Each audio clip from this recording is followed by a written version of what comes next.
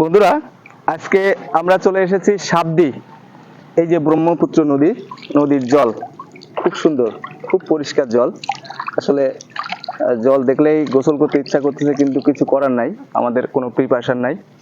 তো চলুন আমরা সাবদি, লোকনাথ বাবার মন্দির আছে, কালী মন্দির আছে, অবশ্য বন্ধ হয়ে গেছে এখন, গেটে তালা দেওয়া।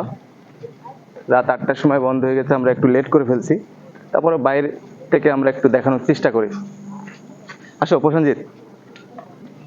এই যে এখানে মহাশ্মশান, এটা মহাশ্মশান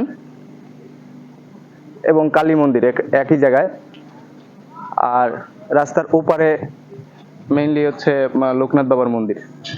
মন্দিরের কাছে আমরা যাচ্ছি আস্তে আস্তে।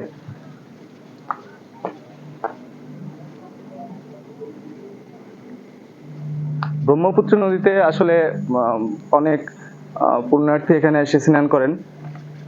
তারা পূজা টুজা শেষ করে এখানে স্নান, পূজার আগে স্নান করে পূজা দেন। খুব সুন্দর একটা নদী। এই লোকনাথ বাবার মন্দিরের গেট, প্রধান ফটক এটা, খুব সুন্দর। মানে স্বর্ণ দিয়ে তৈরি এরকম একটা গেট মনে হচ্ছে, দেখলে খুব ভালো লাগবে।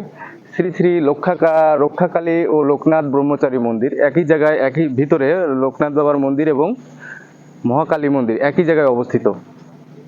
এখানে ভিতরে আমরা যেতে পারছি না, গেলে হয়তো পুরোটা ভালো করে দেখাতে পারতাম আপনাদের। তো অন্য